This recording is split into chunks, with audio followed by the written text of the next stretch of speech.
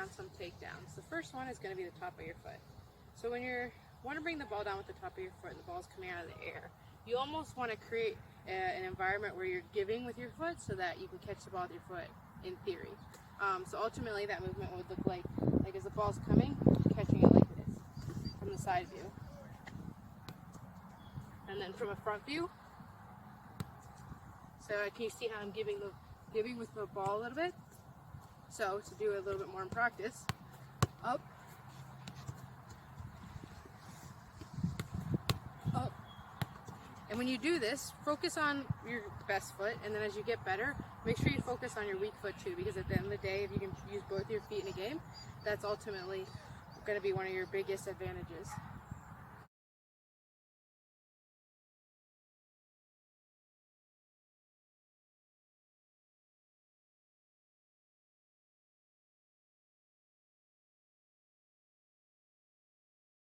So the next takedown we're going to talk about is using the inside of your foot to go across the body when it comes. So a big important factor with this one is making sure you get your body over the ball when it's dropping, and you create almost like a wall with your foot. So when it bounces off the ball, your foot hits the ball exactly at the same time it's hitting the ground, which allows a smooth transition to the other side. So here's another slow example.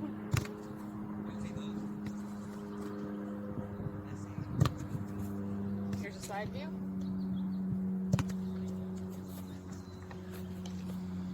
And another big point I would say for this one is making sure your knees are bent, because if you try to go all straight-legged, you're not gonna be able to accelerate out of it, right? So you want to keep your legs bent and then be able to accelerate out of it.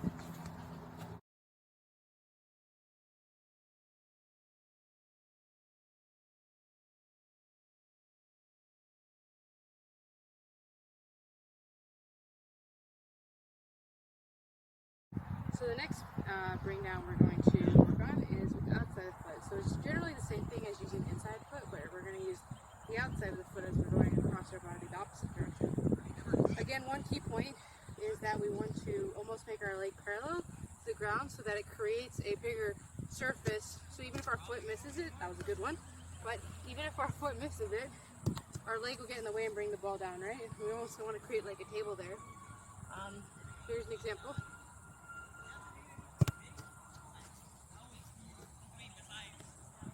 Side example.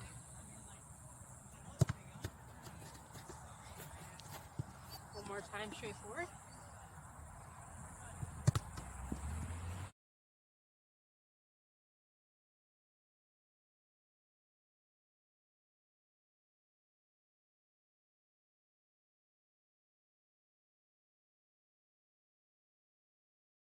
So the next exercise we're going to do with bringing the ball down is trapping the ball with the bottom of our foot.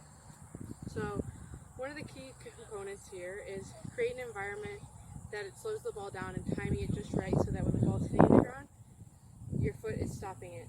I also say a key point for this one is don't kick at the ball, because if you kick at the ball, it's going to run away from you. So what you're going to want to do is you're going to create an environment where you're almost just putting your foot above, timing it perfectly so that it just bounces off your foot and stops.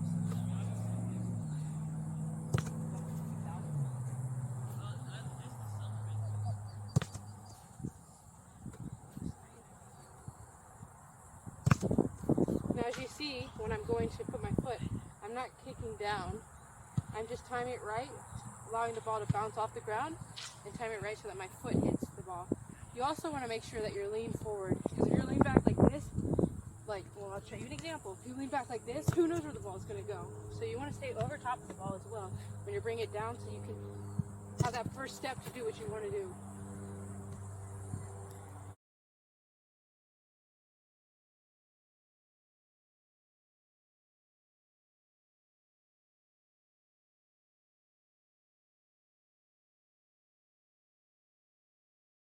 So the next exercise we're going to work on bringing the ball down is with our quad. So a key point in this is, first of all, where are you going to bring the ball down? So you want to try and use this part of your quad.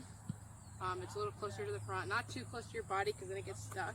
So just right around there. Another key point is that you almost with catching the ball at the top of your foot, you want to give a little bit with your quad. Because if you do this, it gives the defender time to close you down. So if you can create an environment where the ball is at your feet, you're going to have more time on the ball and be able to beat that defender. So here's a few side view.